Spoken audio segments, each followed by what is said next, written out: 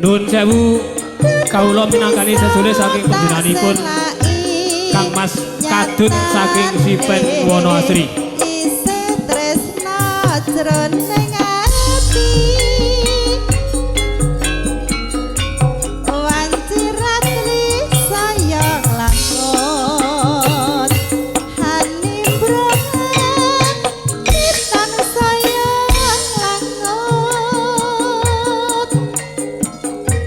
mung bisa nyawang fotomu ra krasa netes loh ing pipiku sayang iki pancen kasunyatan aku kowe hanya mbok tresna larangan samestine yen tak mung gawe lara luwe becik tak simpen sajroning dada tak trimani najan lara tak gawa nganti puputing nyawa lila aku kudu lila seliramu dadi terbeke wong liya sayang iki pancen kasunyatan aku kowe hanya mbok tresna larangan samestine yen tak mung gawe lara luwe becik tak simpen sajroning dada tak trimani najan lara tak gawa nganti puputing nyawa lila aku kudu lila seliramu dadi terbeke wong liya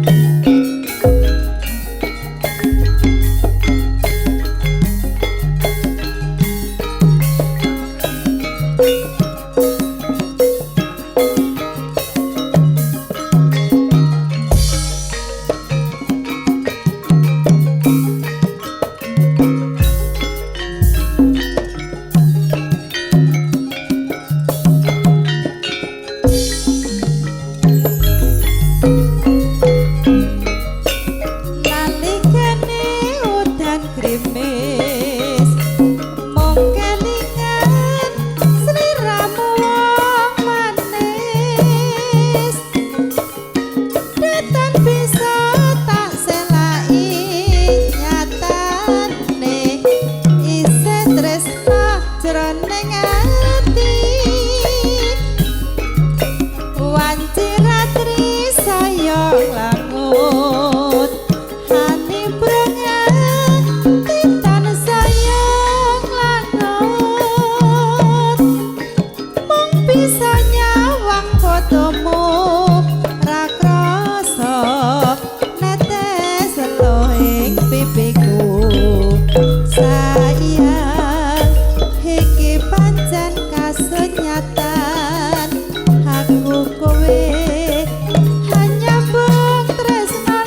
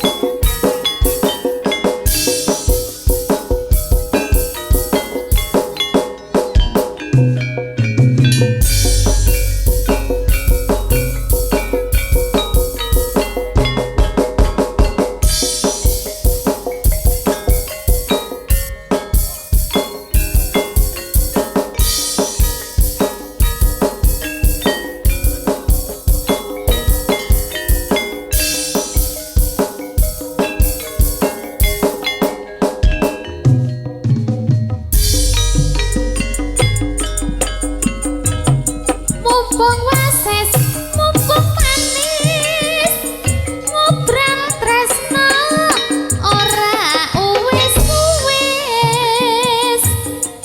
Bujang raja brana picis, aku tak mundur timbang terus kok iris.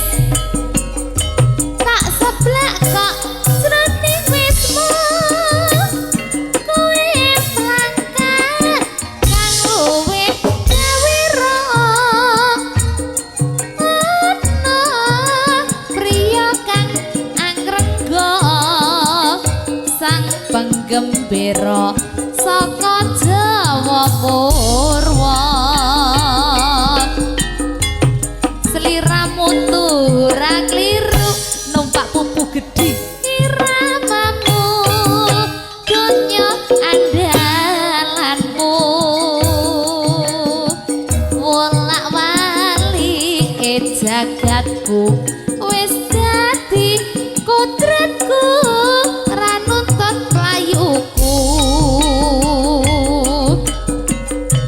Becik aku mudhun kene kreta bedeng terus ngetan parane. Toya arep sing kok botne, yen bisa tentrem gek tak guronane. Sliramu ora kliru, iramamu donya andalanmu. Wolak-walik jagatku wis dadi kodratku, ra nuntut playuku. Becik aku mudhun kene kreta bedeng terus ngetan parane. Toya arum sing kok botne, yen bisa tentrem gek tak guronane.